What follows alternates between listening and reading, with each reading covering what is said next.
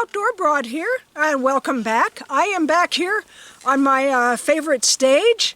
I haven't done a video from this location in quite some time. This is my secret location, so I'm not going to tell you where I am. But here we are, and I want to wrap up our discussion about heat. And to do that, I want to start with a little recap. The reason I wanted to talk about this is because as you get older, your tolerance for heat is going to change. It's just going to get worse. And your sensitivity to it will increase. And so if you're active in hot environments like me, you're going to be hiking when it's maybe in the 80s. I try not to go in the 90s, but sometimes I have a trip planned and that's what I get, right? So try to stay out of that. But if you're active in a high heat environment, the first thing you got to know is your heat quotient, meaning knowing how much activity and how strenuous, how much exertion you can do in a certain heat situation. Why do you want to know that? Because you don't want to help the heat quotient change. You don't want it to get any worse than nature is already going to make it just by getting older. So we're trying to hold on and have a good heat tolerance for as long as possible. So that's what the heat quotient is. In pursuit of that, we talked about hydration, and today we're going to talk about clothes. Now, clothes have improved, my God, exponentially over the last 20 years.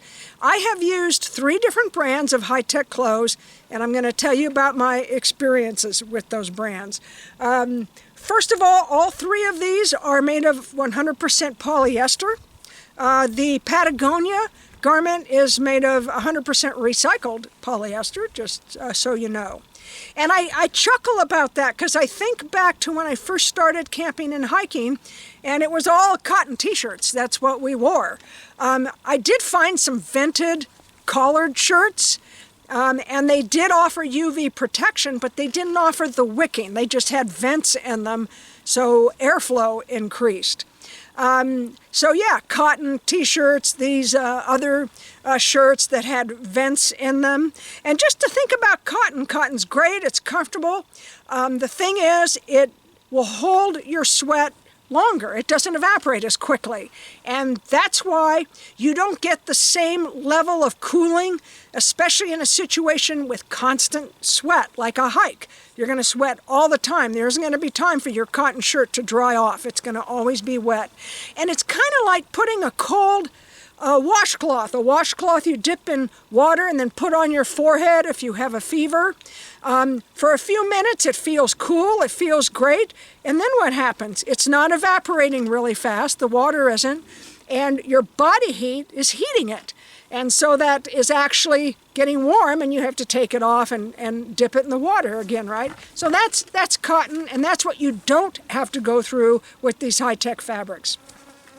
So the first one I actually found in a brick-and-mortar store, and I read the label. I was looking for some activewear, and it talked about this will wick sweat away quickly and keep you cooler. And this was almost 20 years ago, and this is a Champion Vapor. So it's a Champion workout shirt. I bought a couple of them. I still have them. This is the long sleeve that I would use for prolonged activities in the sun, and then I bought a short sleeved.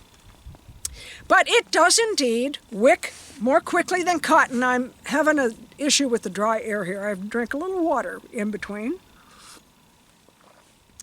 It does definitely wick quicker and hence keep you cooler. It's got a nice drape to it. It doesn't cling, so air is circulating around freely, and it has UV protection. So good shirt, right? It is a little heavy. It's just a little heavy. So now that almost 20 years have gone by and I've tried some other shirts and now I have this collection, right? I would wear this still hiking if it were going to be in the 70s. I have a different shirt I would wear if it were going to be cooler than that. But in the 70s, this I think would be a good choice. I also now wear it when I'm practicing golf, and it's still in the 90s out on the range and on the putting green because it will keep me cooler than cotton, and it has the long sleeves for the sun protection. So Champion Vapor, that's been a good workhorse in my collection. The next one I found a few years later, and this is probably about 8 to 10 years ago, I found at West Marine. I used to have a boat, and so I used to have to go get supplies there, and they always had some really cool clothes. And they carried something called Columbia Performance Fishing Gear, because it's a boat store, right? And as a part of the Columbia line, they had this. This is Columbia Omni-Freeze Zero. And I'm going to have to read my notes to tell you about this shirt. And I'm going to hold it up close. Well, actually, let me show you the inside of it. And hopefully you'll be able to see that. Okay. So how this works is it has hydrophilic polymer rings. That's what those blue things are. That actually draw heat. They absorb your sweat, and then they draw heat from your body. So not only is this quick wicking, it has that technology. It also has along the sides, you can see this, vents. So it's vented to help increase airflow. So this is really good. And what's funny is when I read reviews of this, people reported that they were actually cold wearing this shirt. I can tell you I've never been cold wearing it. This is a high heat garment, and so I've worn it out here, hiking out here in the 80s, and I still am warm, but it works very, very well. It does indeed wick quickly. It's got a really nice drape to it, so lots of air flowing around, and those vents are very helpful, and really good shirt. So I have a couple of those that are still a part of it. So those are like moderate heat shirts, and actually I was using those all the time until I discovered this one. This is the Patagonia Cool Daily. So let's find, there it is, and this is with hoodie. So when I hold up the hood, I don't know if you can tell how translucent it is, but this is super lightweight. And it also is the best wicking shirt of the three, far and away. So I have been in this shirt in the 90s. I was in the 90s in Canyonlands, and when I was in New Mexico on the Continental Divide Trail, well, actually high 80s, I think, on that day. It got pretty warm. And it was phenomenal. Wicks very quickly, great drape, feels really good wearing it. It's really soft.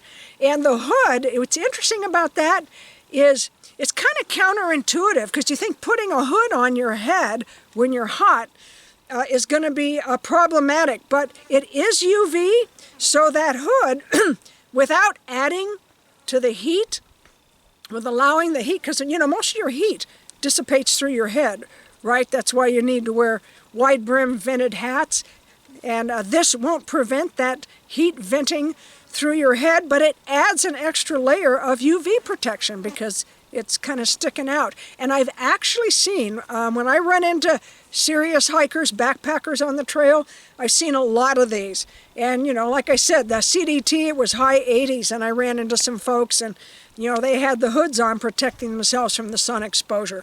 So, great garment, the Patagonia. So, my current preference is the Patagonia shirt. It doesn't mean I don't use the others. So again, when it's a little bit cooler, I'll wear the slightly heavier. They're not gobs heavier, but they are slightly heavier. But if it's going to be hot 80s, 90s, and I'm going to be out and about, I'm wearing that Cool Daily. Really, really a good garment. Great wicking, great draping, good feel. That is it. That's all I have for today's episode. Thank you so much for watching. And any questions about managing yourself in heat or anything that you've learned, please share. And with that, I look forward to seeing you in the old outdoors. Thank you very much.